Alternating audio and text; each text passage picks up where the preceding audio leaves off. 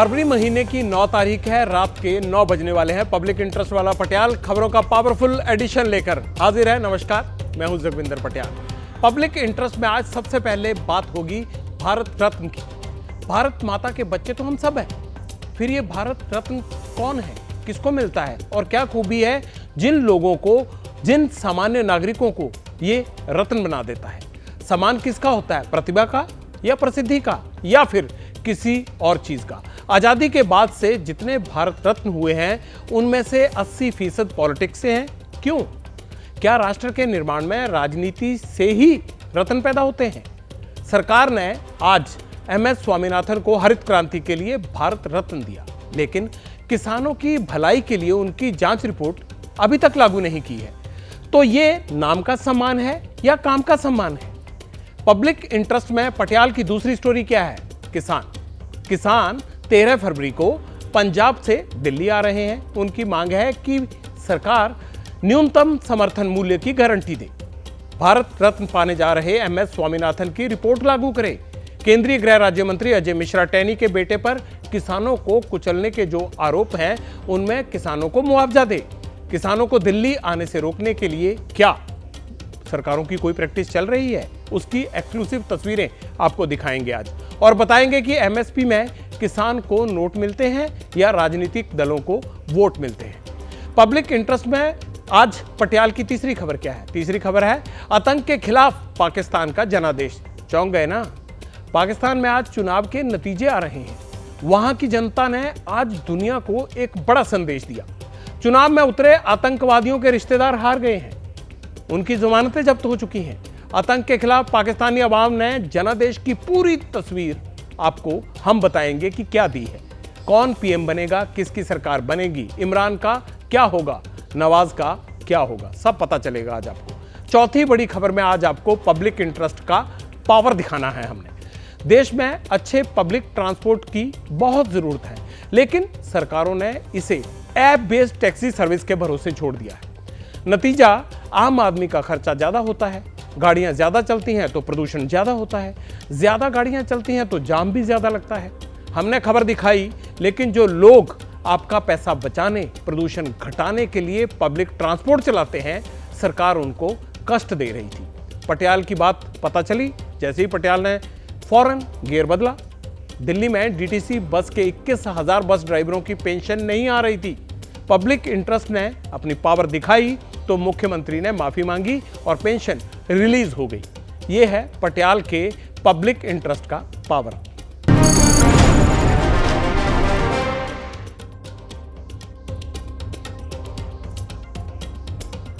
आज भारत रत्न के लिए 3 नाम का ऐलान किया गया है। पहले है पूर्व प्रधानमंत्री चौधरी चरण सिंह, दूसरे हैं पूर्व प्रधानमंत्री PV नरसिम्हा राव और तीसरा नाम है देश में हरित क्रांति लाने वाले, भारत को कृषि क्षेत्र में अपने पैरों पर खड़ा करने वाले कृषि वैज्ञानिक MS स्वामीनाथन।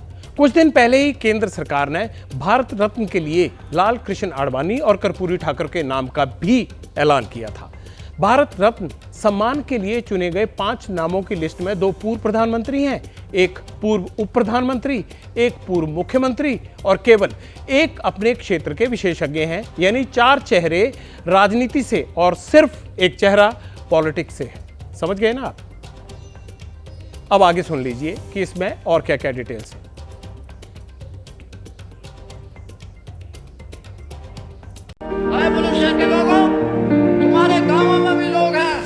मरणोपरांत भारत रत्न से सम्मानित होने वाले चौधरी चरण सिंह देश के 5वें प्रधानमंत्री थे, जिन्हें किसानों का सबसे बड़ा नेता कहा जाता है। 1978 में सरकार से टकराने के लिए किसानों का हजूम लेकर कड़ाके की ठंड में दिल्ली के बोट क्लब पर जा पहुंचे थे। चरण सिंह ने 29 जुलाई 1979 को प्रधानमंत्री पद की शपथ ली, लेकिन इंदिरा गांधी ने समर्थन नहीं दिया तो 21 अगस्त को चरण सिंह ने इस्तीफा दे दिया। चौधरी चरण सिंह इकलौते ऐसे PM थे जिन्हें ना बतौर प्रधानमंत्री संसद जाने का मौका मिला और ना ही लाल किले पर तिरंगा फहराने का। लेकिन चरण सिंह जब तक जिंदा रहे, कांग्रेस का विरोध किया। चरण सिंह की खींची कांग्रेस विरोध की लकीर को उनके पोते जयंत चौधरी लंबी करने वाले हैं, जिसकी झलक आज देखने को मिली जब दादा को भारत रत्न मिलने का ऐलान होने पर जयंत ने कांग्रेस का हाथ छुड़ाकर बीजेपी के साथ जाने का ऐलान कर दिया। मिलाने की अब आप भाजपा के साथ हाथ मिलाने के लिए तैयार हो? आप भाजपा के साथ हाथ मिला रहे हैं? देखिए, कोई कसर रहती है। आज मैं किस मुंह से इनकार करूंगा आपके सवाल में। भारत के 9वें प्रधानमंत्री पीवी नरसिम्हा राव ने जून 1991 से लेकर मई 1996 तक देश की बागडोर संभाली। राव सरकार ने ही 90 के दशक में देश की बीमार अर्थव्यवस्था में नई जान फूंकी थी, जिसकी तारीफ मोदी सरकार भी करती है।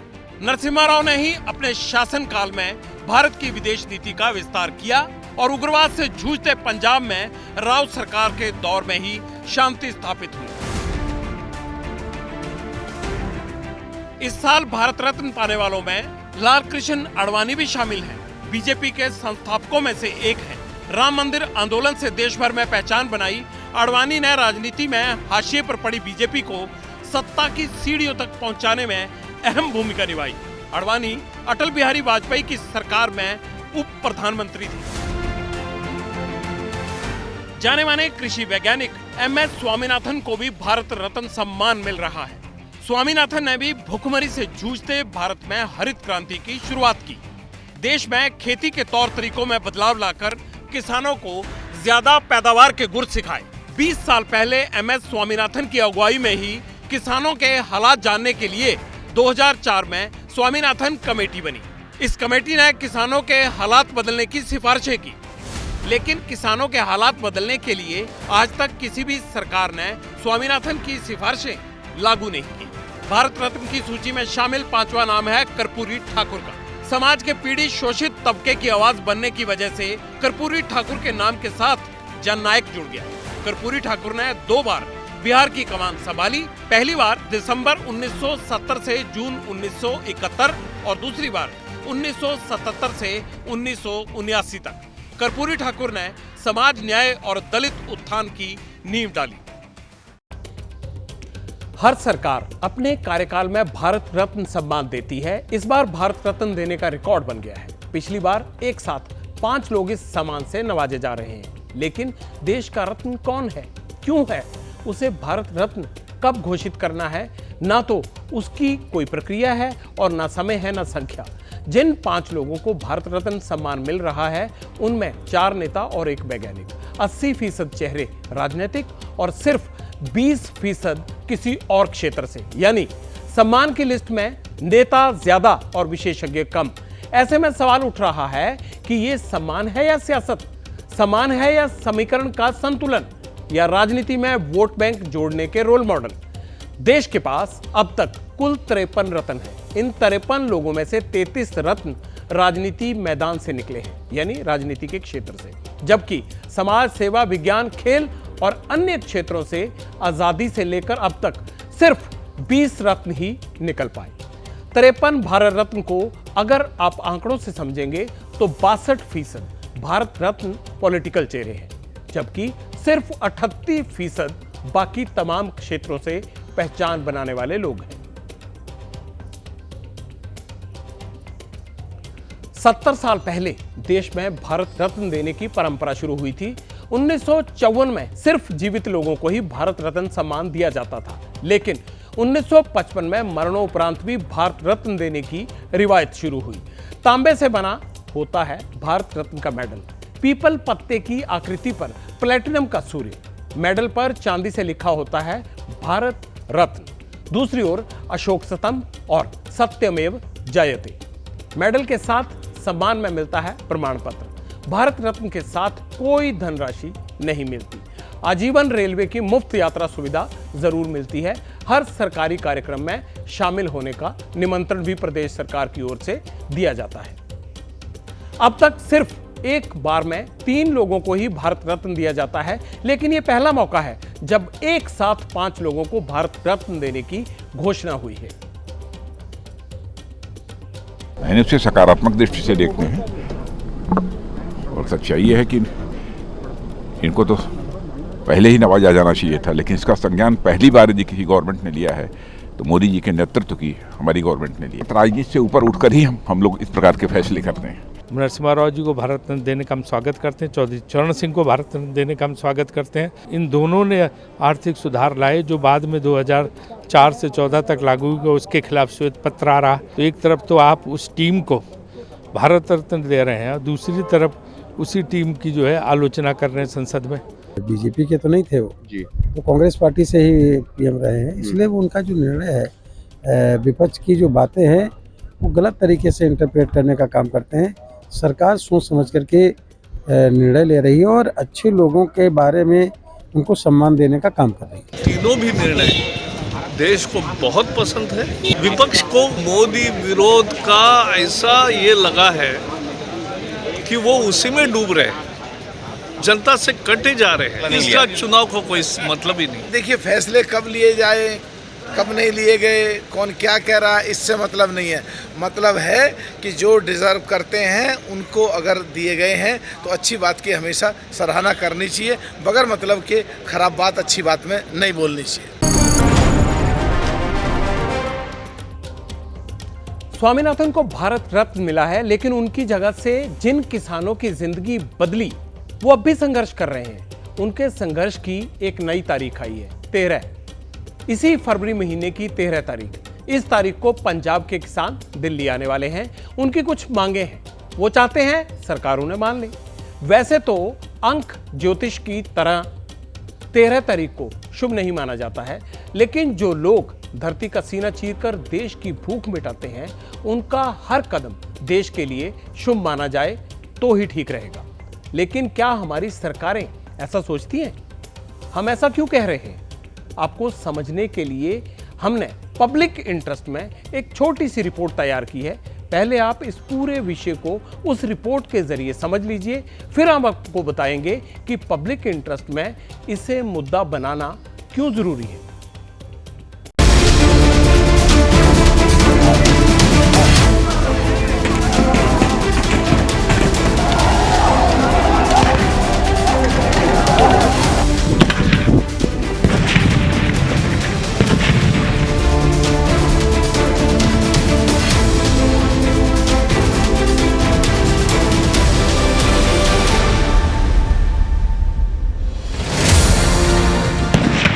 धमाके पर धमाका, टारगेट सेट, रेंज सेट, निशाना सटीक।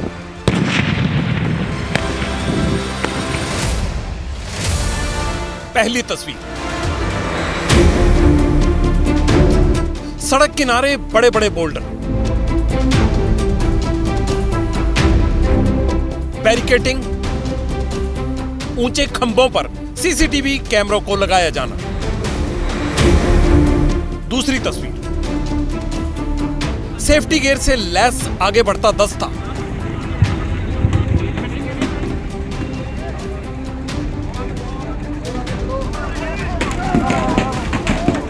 पत्थरबाजी, लाठीचार्ज, धमाकों की गूंज, जंग जैसी तैयारी।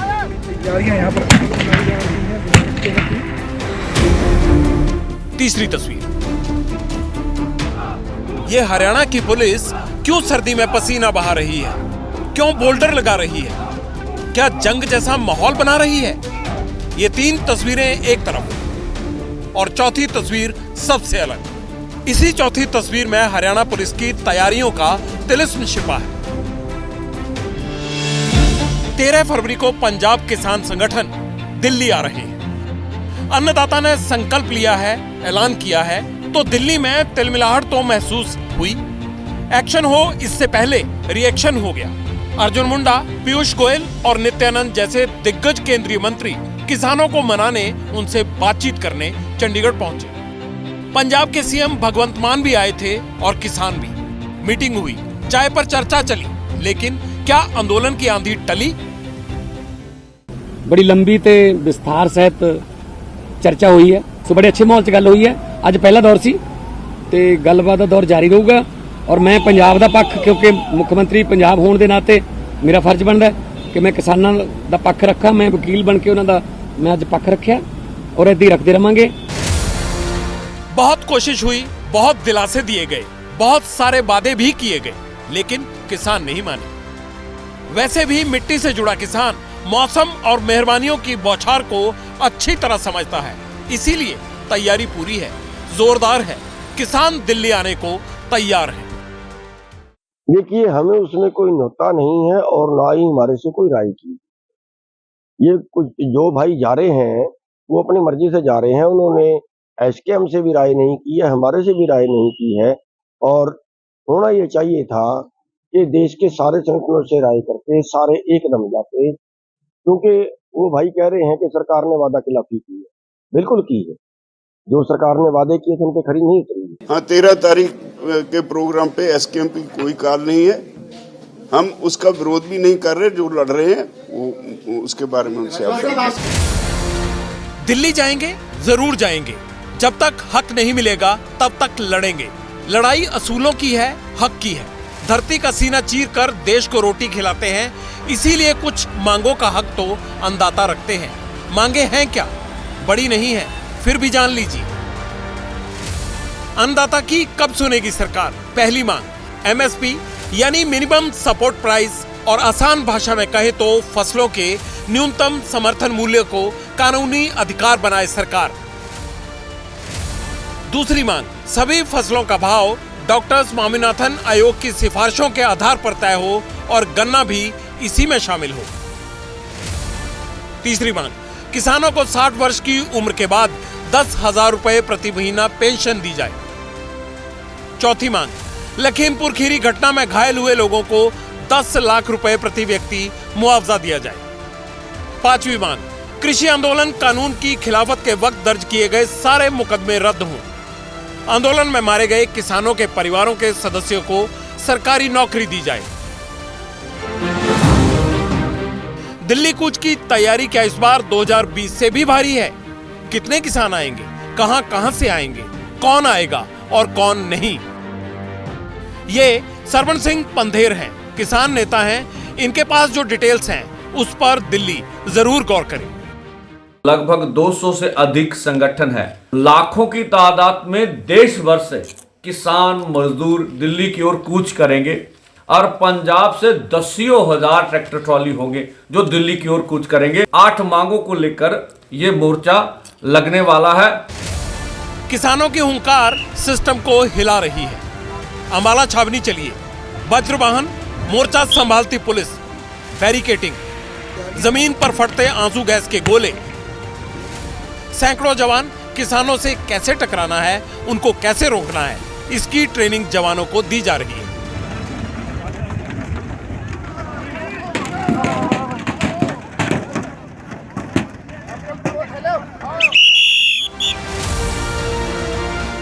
किसान आ रहे हैं तो वो किसी को नुकसान नहीं पहुंचाते, किसी पर डंडा नहीं चलाते, लेकिन हरियाणा पुलिस डर रही है। अंबाला में धारा 144 लगाने का पूरा बंदोबस्त हो चुका है। शंभू टोल प्लाजा पर बैरिकेटिंग कर दी गई। इतना डर क्यों है? हमने बातचीत की है, उनको अपील किया है कि किसी भी तरीके से कानून को अपने हाथ में ना लें और अपनी जो बात है वो संवैधानिक तरीके से परमिशन लेके वो प्रोटेस्ट करें। और अगर फिर भी उसके बावजूद वो दिल्ली चलो की कॉल के ऊपर इकट्ठे होते हैं तो उसके लिए हमने 144 धारा जो है वो यहाँ से डीसी साहब द्वारा जारी की गई है। स्ट्रॉन्ग बैरिकेडिंग करवाई है हमने। पूरे जो इसमें सिक्योरिटी अरेंजमेंट्स हैं इसमें लोकल पुलिस के अलावा जो आर्म्ड पुलिस है वो भी यहाँ पे तैनात की गई है। पुलिस डाल तो किसान पात। अमृतसर चलिए, गुरुओं की पावन धरा पर किसान भी कमर कस चुके हैं। ये किसान गुरदीप सिंह और गुरदेल हैं। दोनों ने अपना ट्रैक्टर निकाल लिया है। ट्रॉली में राशन की बोरियां लाद दी हैं।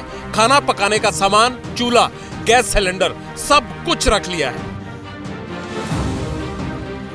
लाउडस्पीकर से लेकर टेंट तक सारा सामान ट्रैक्टर में लगा है। किसानों की मीटिंग हुई। कूच की तैयारी से पहले सब मिले, संकल्प लिया, मांगे मनवा कर ही लौटेंगे। वाहेगुरु वाहेगुरु वाहेगुरु। दिल्ली की तैयारी बहुत ज़ोर शोर से कर रहे हैं।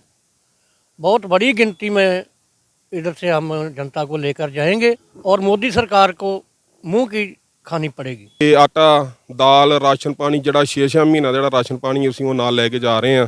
ਤੁਸੀਂ ਦੇਖ ਹੀ ਲਿਆ ਵਾ ਕਿ ਅਸੀਂ ਟਰਾਲੀ ਦੇ ਵਿੱਚ ਪੂਰੀ ਤਰ੍ਹਾਂ ਫੁੱਲ ਤਿਆਰੀ ਕਰ ਲਈ ਆ ਜੀ। ਸਾਰਾ ਰਾਸ਼ਨ ਪਾਣੀ ਰੈਡੀ ਆ ਜੀ ਤੇ ਸੰਗਤਾਂ ਵੀ ਸਾਡੀਆਂ ਜਿਹੜੀਆਂ ਤਿਆਰ ਨੇ। ਅਸੀਂ ਵਿਸ਼ਵਾਸ ਉਹਨਾਂ ਤੇ ਕਰਨਾ ਨਹੀਂ ਆ ਕਿਉਂਕਿ ਜਿਹੜਾ ਦਿੱਲੀ ਅੰਦੋਲਨ ਹੈ ਉਹ ਅਸੀਂ 13 ਫਰਵਰੀ ਦਾ ਉਹ ਅਸੀਂ ਕੂਚ ਕਰਨਾ ਹੀ ਕਰਨਾ। किसान आ रहे हैं, शांति के साथ आएंगे, आपको नुकसान नहीं पहुंचाएंगे, बस अपने हक की मांग उठाएंगे और सोए सिस्टम को जरूर जगाएंगे। 1964 में तत्कालीन प्रधानमंत्री लाल बहादुर शास्त्री की सरकार ने सबसे पहले एमएसपी को हरी झंडी दिखाई थी।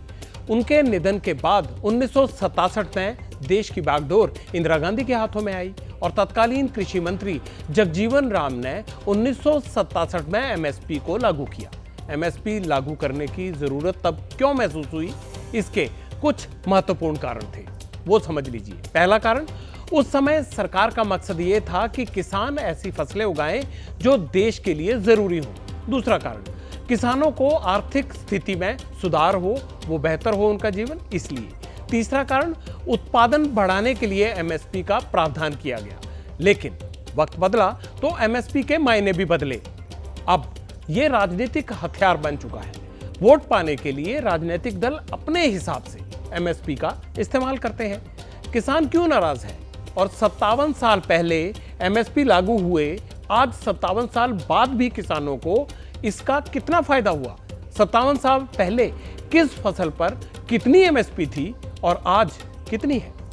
इसकी पूरी डिटेल दूं, इससे पहले यह समझना होगा कि एमएसपी किस फसल पर मिलती है और कितनी मिलती है। अब आप गौर कीजिए, खरीफ और रबी की 22 फसलों पर एमएसपी मिलती है। खरीफ की बड़ी फसलें क्या है? धान, मक्का, अरहर, मूंग, मूंगफली वगैरह वगैरह। और रबी की बड़ी फसलें कौन कौन सी हैं जिन पर एमएसपी मिलता है? उनमें गेहूं, चना, मसूर जैसी फसलें शामिल हैं। 57 साल पहले एमएसपी कितना था और आज कितना मिल रहा है?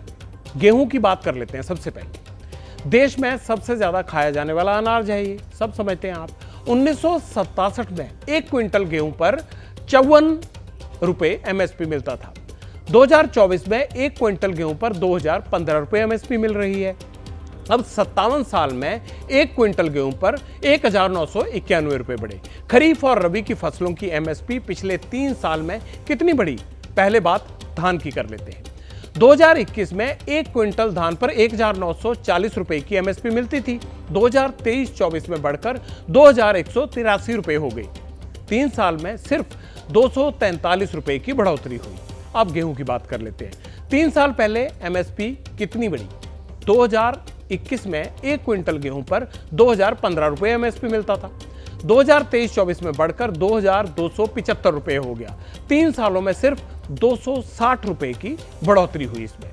अब अरहर की दाल की बात कर लेते हैं। 3 साल में एमएसपी कितनी बढ़ी इसकी? 2021 में 1 क्विंटल अरहर पर 6300 रुपए की एमएसपी मिलती थी, 6300 रुपए की। अब 23-24 में बढ़कर कितना हुआ? 7000 रुपए। 3 सालों में 700 रुपए की बढ़ोतरी हुई इस दाल पर।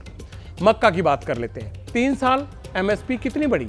2021 में 1 क्विंटल मक्का पर 1870 रुपए एमएसपी मिलती थी और अगर 23-24 इसकी बात कर लें तो 2090 रुपए हो गई। 3 सालों में कितनी बढ़ोतरी हुई? 220 रुपए इसमें।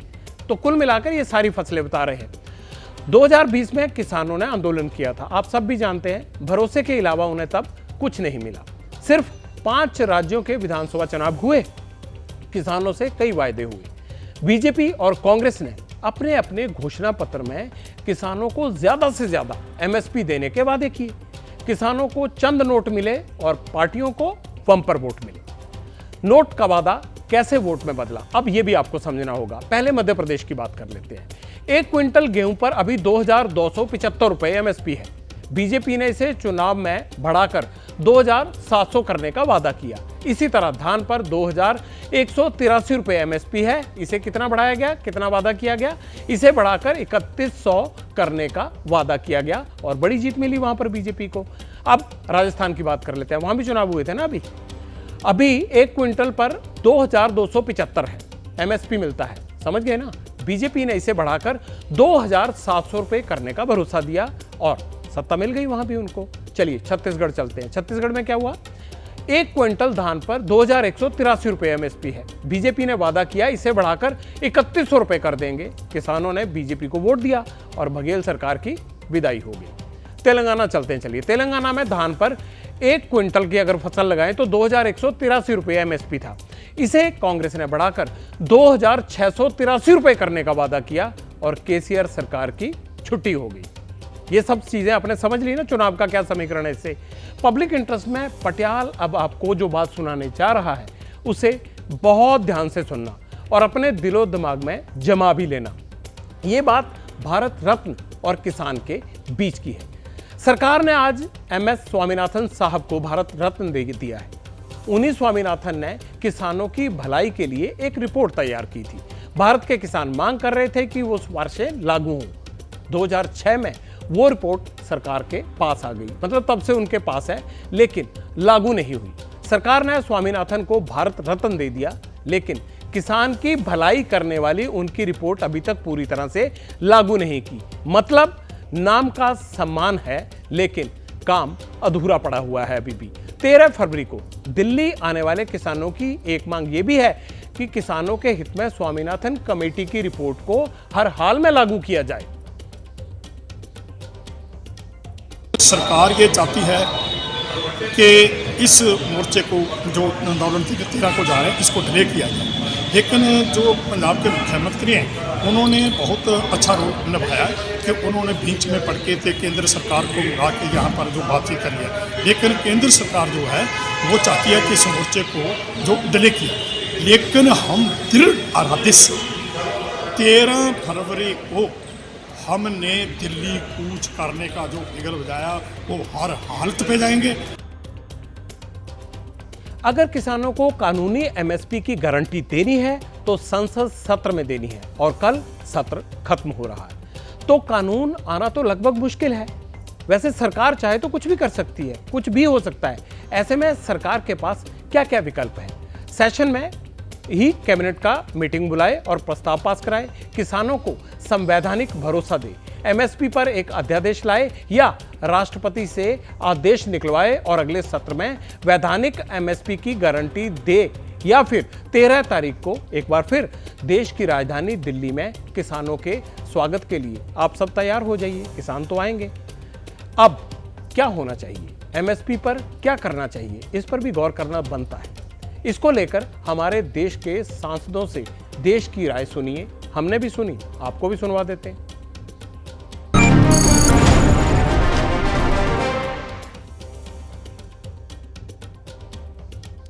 किस फसल पर कितनी एमएसपी होगी उसको तय करने का काम commission for agriculture cost and process करती है। सरकार इसी की सिफारिश पर एमएसपी तय करती है। अगर किसी फसल की बम्पर पैदावार हुई तो उसकी कीमतें गिर जाती हैं, तब एमएसपी किसानों के लिए फिक्स एश्योर्ड प्राइस का काम करती है, यानी मिलेगा ही मिलेगा।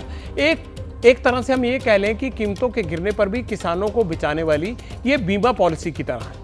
देश में करीब 7% किसानों को ही एमएसपी का फायदा मिलता है। इसमें भी पंजाब हरियाणा के ज्यादा हैं। सरकार को सोचना चाहिए, एमएसपी का दायरा बढ़ाना चाहिए। वो बढ़ाना बनता है, क्योंकि जय जवान के बाद जय किसान ही हम कहते हैं, और जयकार करने के किसी भी किस्मत नहीं बदलती। अच्छा, तकनीकी खामी के कारण हम आपको सांसदों का रिएक्शन नहीं सुना पाए थे, लेकिन अब वो खामी हमारी दूर हो गई है। अब सुन लीजिए क्या कहा था सांसदों ने इस पूरे मसले पर।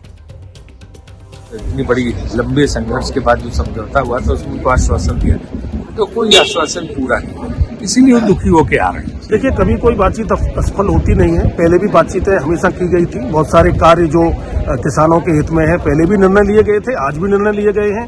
जो किसानों के हित में हो सकेगा, आज तक माननीय मोदी जी ने किया है और आने वाले समय में भी मोदी जी ही करेंगे। आज का परिवेश में और जो किसानों के मसीहा और किसानों के देवता चौधरी चरण सिंह जी को जो भारत रत्न दिया है, इससे मुझे ऐसा लगता है कि किसानों की सरकारों की जो बातचीत हो रही है वो सफल हो गई। हमारे जो किसान भाई बहन हैं, और जब पिछली बार भी धरना दिया था दिल्ली में, और उसके बाद भी मोदी जी ने उनकी बात सुनकर एक अच्छी खासे निर्णय को फिर वापस से पीछे लिया, कि अगर देश के हित में अगर और किसानों के हित में ये निर्णय नहीं है तो मैं ये चीज़ वापस लेता हूँ और इस पर क्या मुझसे रह गया जिस पर मुझे काम करना है। तो मुझे लगता है किसान भाई बहनों के साथ ये सरकार थी, है और रहेगी। पाकिस्तान के आम और विधानसभा चुनाव के नतीजे आ गए। हालांकि अभी तक पूरे नतीजे साफ नहीं हुए हैं, लेकिन नतीजों की जो तस्वीर दिखी उससे ये जरूर क्लियर हो गया है कि पाकिस्तान की आवाम ने लोकतंत्र का परचम लहरा दिया है।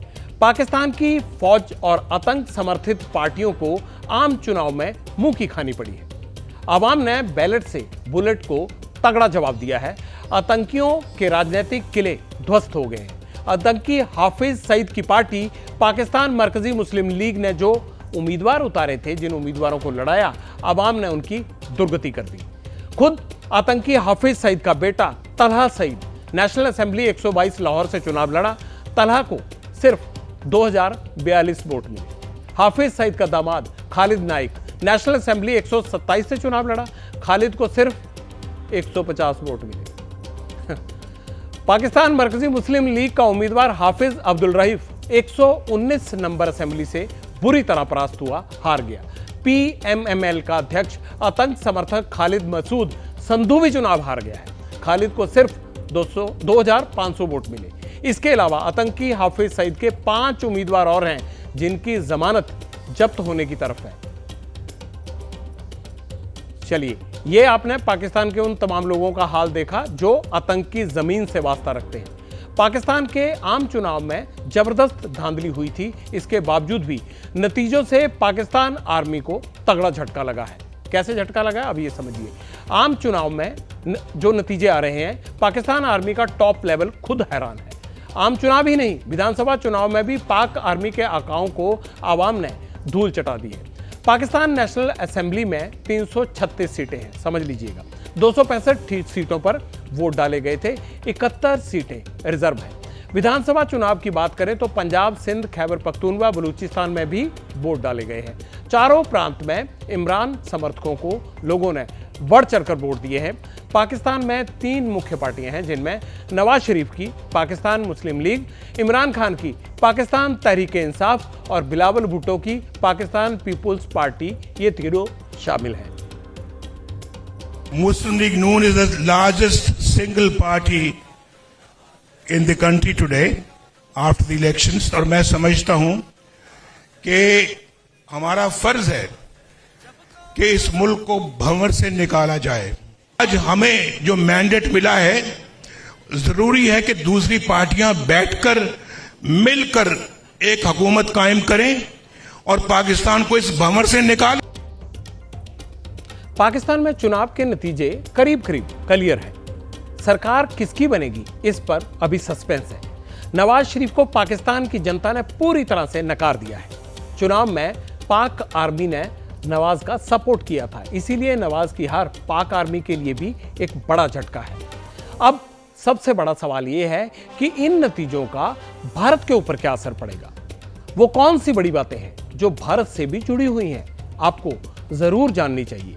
कहा जा रहा है कि चुनावों में हार की बौखलाहट से पाकिस्तान आर्मी भारत के खिलाफ कोई गलत हरकत कर सकती है, ताकि ध्यान बटाया जा सके चुनाव में हार का, जो इनको मजा चखाया है पब्लिक ने। इसलिए अगर नवाज शरीफ पाक आर्मी के समर्थन से सरकार बनाने में कामयाब रहे तो ये भारत के पक्ष में हो सकता है, क्योंकि नवाज का रुख भारत के लिए नरम रहा है। इमरान खान ने भारत के खिलाफ हमेशा ही जहर उगला है।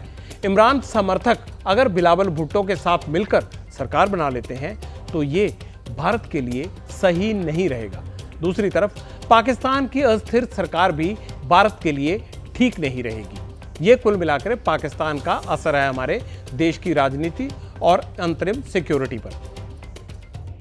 भारत पर इसका क्या असर पड़ेगा? बहुत मिनिमल, क्योंकि ये हम सब जानते हैं कि जो भी प्रधानमंत्री बनेगा, आर्मी कुछ ना कुछ करके वापस उसको कंट्रोल करने की कोशिश करेगी। और मैं किसी पाकिस्तानी आर्मी चीफ का मैंने ये बयान नहीं सुना कि मैं भारत के साथ दोस्ती चाहता हूं। भारत से दुश्मनी नहीं है, दोस्ती चाहता है, तो फिर कहानी खत्म हो जाती है। अभी मुनीर खान जो है उनके चीफ, उनकी बड़ी ज़बरदस्त कोशिश है कि वो एक ऐसे प्रधानमंत्री को सिलेक्ट करें जो वास्तव में उनके इशारे पर काम करे। लेकिन साफ तौर पर नज़र आ रहा है कि पाकिस्तान का अवाम जो है वो वास्तव में पाकिस्तान की आर्मी और पाकिस्तान की जुडिशरी को एक किस्म से झटका दे रहा है। इलेक्शन के रिजल्ट तो साफ तौर पे हम नज़र आ रहे हैं, तो ऐसे में कोलिशन सरकार बनेगी। ये जो दो पार्टियां बाकी हैं, जो बेनज़ीर भुट्टो के बेटे की बिलावल भुट्टो की और जरदारी की पार्टी वो और नवाज शरीफ की पार्टी जो है, ये दोनों मिलजुल कर एक सरकार बनाएंगे जिसकी कंट्रोलिंग अथॉरिटी मुनीर खान के हाथ में होगी, और वही पाकिस्तान की आर्मी चाहते हैं।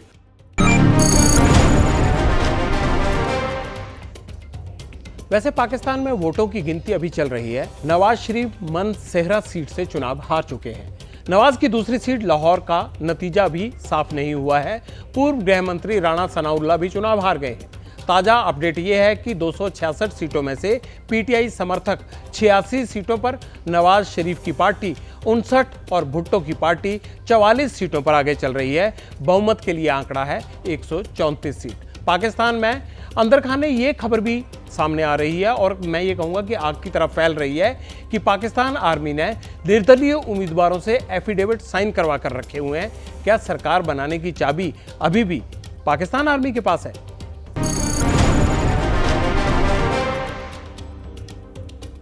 अच्छा, अब डीटीसी के उन 21,000 रिटायर्ड कर्मचारियों की बात करनी है जिनके चेहरे पब्लिक इंटरेस्ट की मुहिम के चलते खिल उठे हैं। आपको याद होगा 15 दिसंबर को मैंने पब्लिक इंटरेस्ट में डीटीसी के रिटायर्ड कर्मचारियों का दर्द पूरे देश को दिखाया था। इन कर्मचारियों को करीब 6 महीने से पेंशन नहीं मिल रही थी, पैसा सरकार नहीं दे रही थी, तो रिटायर्ड कर्मचारी ना तो दवाई खरीद रहे थे और ना ही बच्चों की फीस भर पा रहे थे। कर्मचारी कड़ाके की ठंड में दुख दर्द पीड़ा लेकर कई दिनों तक दिल्ली के जंतर मंतर पर बैठे रहे। अब अच्छी बात यह है कि डीटीसी के रिटायर्ड कर्मचारियों के हित में पब्लिक इंटरेस्ट की मुहिम का बड़ा असर हुआ है। सभी 21,000 कर्मचारियों को पेंशन मिलनी शुरू हो गई है। कर्मचारियों की आंखों में आज खुशी के आंसू थे। लड्डू खिलाकर कर्मचारियों ने अपनी खुशी पब्लिक इंटरेस्ट की टीम के साथ भी बांटी, क्योंकि पब्लिक इंटरेस्ट की टीम के लिए भी ये बड़ी तसल्ली भरी बात थी।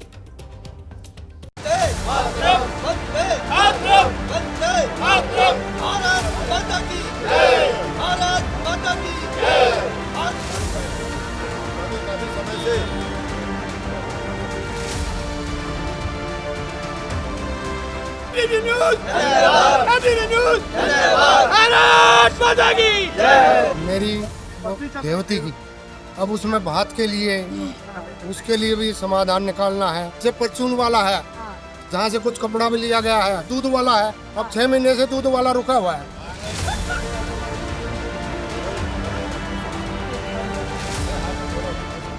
यहाँ नौकरी जो है ना बड़ी संघर्ष की, हम इंटरस्टेट में चले गए, एक हफ्ते में घर आते हैं, गाड़ी खराब हो जाती है, वहाँ कई बार हमें लूटा भी जाए। ये हमें जो है इस सरकार ने सिला दिया हमें।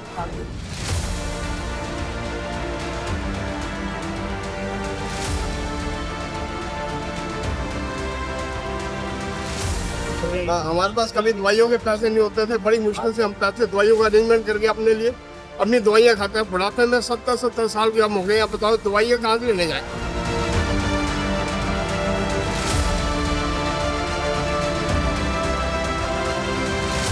पब्लिक इंटरेस्ट में रात को 9 बजे आपने कार्यक्रम दिखाया 15 दिसंबर को, उसी का असर है। ये असर है कि आज हम लोग सब खुशी मना रहे हैं। खुशी का मौका हमारे को आज मिला है, तो एबीपी न्यूज़ की वजह से।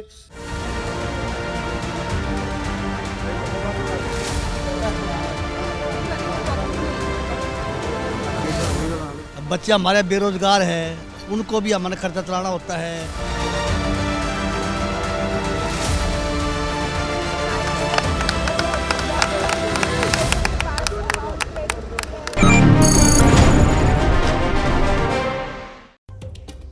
डीटीसी के रिटायर्ड कर्मचारियों के लिए 650 करोड़ रुपए का बजट पास हुआ था। 8 फरवरी को पेंशन का भुगतान किया गया है। आज दिल्ली के सीएम अरविंद केजरीवाल ने एक्स पर डीटीसी के रिटायर्ड कर्मचारियों से माफी मांगी।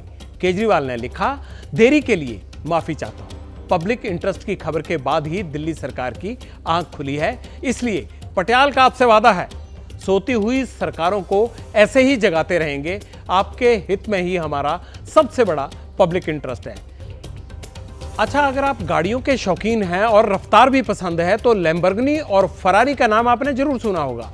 दोनों शानदार गाड़ियां अपनी रफ्तार के लिए पहचानी जाती हैं, लेकिन फरारी और लैम्बोर्गिनी जैसी हाई स्पीड कार बनाने वाले इटली के शहर ब्लोग्ना में अब स्पीड लिमिट का रूल लागू कर दिया गया। वहां अब स्पीड कितनी होगी? अधिकतम स्पीड 30 किलोमीटर प्रति घंटा कर दी गई है। हवा में उड़ाने वाले इस शहर की रफ्तार के पांव क्यों बांध दिए गए? तो क्या भविष्य में खरगोश का नाम कछुआ हो गया है? ये बड़ी चीज है यहाँ पर, इसीलिए आज हम ये बड़ी खबर आपको दिखा रहे हैं। पब्लिक इंटरेस्ट में पटियाल ने आपके लिए ये शानदार चीज इसलिए निकाली है क्योंकि जनहित में ये बताना जरूरी होता है कि रफ्तार का रोमांच स्थायी नहीं रहता। ऊंचाइयों को जिन्होंने जन्म दिया है उन्होंने भी लिमिट तय कर दी है। ओवर स्पीड कितनी जानलेवा है, अब मैं ये आपको बताता हूं। साल 2022 में ओवर स्पीड से 3,33,323 लोग इन हादसों का शिकार हुए। अब इनमें से कितने लोगों की मौत हुई है? इनमें हुई है 19,904 लोगों की मौत हुई है। ओवर स्पीड से रोजाना देश में 913 हादसे होते हैं, उनमें से 329 लोग अपनी जान गंवाते हैं और 884 घायल होते हैं। 2022 में नेशनल हाईवे पर ओवर स्पीड से 77,636 हादसे हुए, 35,488 लोगों की उनमें मौत हुई। अगर राज्यों की बात कर ले तो ओवर स्पीडिंग की वजह से सबसे ज्यादा हादसे तमिलनाडु में होते हैं। 2022 में 57,321 हादसे हुए, वहां 15,653 लोगों की उनमें जान गई। ओवर स्पीड में मध्य प्रदेश दूसरे नंबर पर रहा है। 2022 में 41,688 हादसे हुए, जबकि 10,356 लोगों ने उन हादसों में जान गंवाई।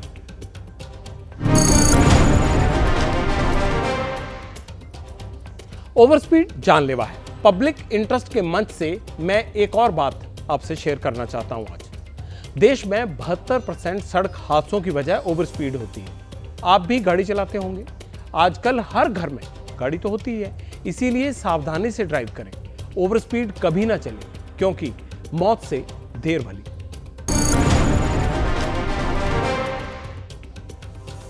अब एक और जरूरी खबर। 15 फरवरी को सीबीएसई बोर्ड की 10वीं और 12वीं की परीक्षा शुरू होने वाली। आपके भी बहुत सारों के बच्चे एग्जाम देने की तैयारी कर रहे होंगे। ऐसे में एग्जाम से पहले सीबीएसई ने उन स्टूडेंट के लिए बड़ा कदम उठाया है जो टाइप 1 डायबिटिक हैं।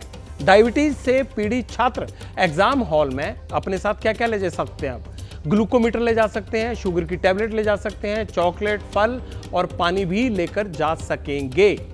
लेकिन इसके लिए स्टूडेंट्स के पेरेंट्स को एग्जाम सेंटर पर परीक्षा से एक दिन पहले अंडरटेकिंग देनी होगी बच्चे की बीमारी को लेकर। आपको बता दूं, हमारे देश में 19 साल तक के करीब 23 लाख स्टूडेंट्स डायबिटिक हैं। इनमें से 10% बच्चों की उम्र महज 5 से 9 साल के बीच है। पब्लिक इंटरेस्ट में अब आपके वो कमेंट्स जो आपने हमें कल के शो के बाद भेजे हैं, उन पर देखते हैं क्या लिखा है आपने।